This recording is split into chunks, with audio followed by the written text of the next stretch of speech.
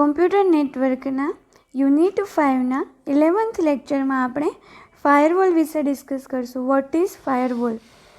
Firewall is a system designed to prevent unauthorized access to or from a private network. એટલે કે આપણી સિસ્ટમમાં કોઈ અનઓથોરાઇઝ એક્સેસ છે એ ન કરી શકે એ પ્રિવેન્ટ કરવા માટે છે એ ફાયરવોલ ડિઝાઇન કરી છે. Firewalls can be implemented in both hardware and software. એવું જરૂરી નથી કે ફાયરવોલ્સ મીન્સ એક હાર્ડવેર, બરાબર? એ બે રીતે ઇમ્પ્લિમેન્ટ કરી શકાય છે, હાર્ડવેરમાં અથવા તો સોફ્ટવેરમાં. Firewalls are frequently used to prevent unauthorized internet user from accessing private networks connected to the internet, especially intranets. એટલે કે ફાયરવોલ્સ જનરલી શેના માટે યુઝ થાય તો કે અનઓથોરાઇઝડ ઇન્ટરનેટ યુઝર છે એને પર્ટિક્યુલર પ્રાઇવેટ નેટવર્ક છે એ યુઝ કરી ના શકે. જો એને ઓથોરિટી ના હોય તો એનો યુઝ કરી ના શકે.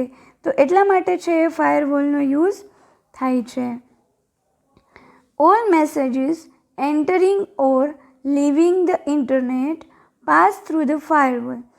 કોઈ પણ મેસેજ છે એ ઇન્ટરનેટ થ્રુ આવે છે સિસ્ટમમાં અથવા તો ઇન્ટરનેટ થ્રુ બહાર જાય છે તો એ ફાયરવોલમાંથી પાસ થઈને જશે. કે જે ફાયરવોલ શું કરશે? Which examines each message and blocks those do not meet the specified security criteria.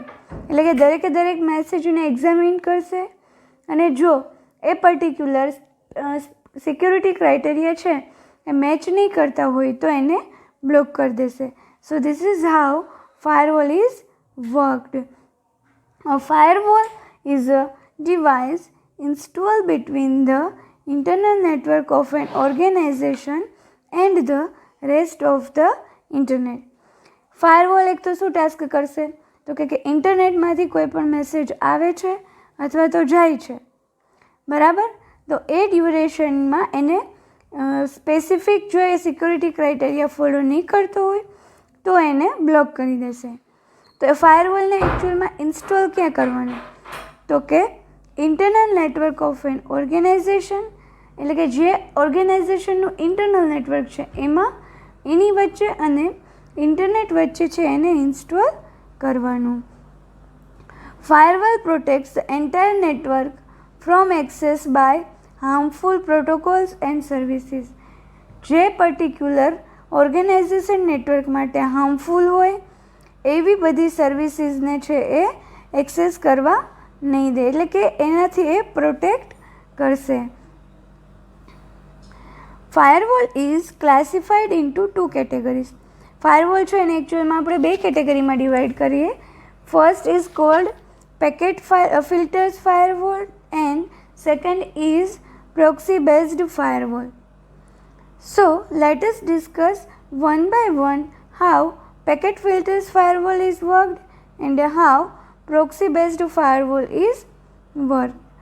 So first is packet filters firewall. A firewall can use a packet filter. હવે એનું નામ છે એવું જ એનું વર્ક છે કે ફાયરવોલ્સ એનો યુઝ કરશે તો કે પેકેટ ફિલ્ટરનો.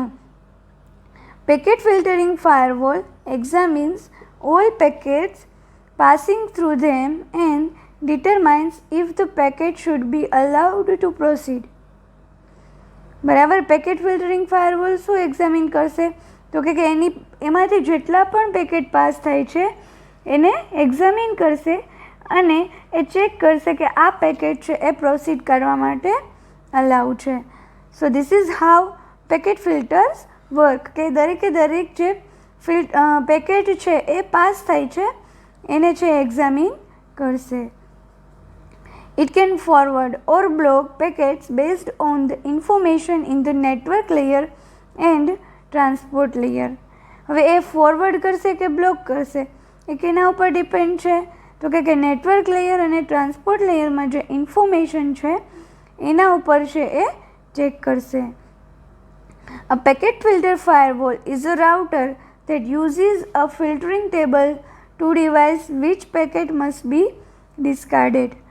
પેકેટ ફિલ્ટર ફાયરવોલ એક ટાઈપનું શું છે, રાઉટર છે.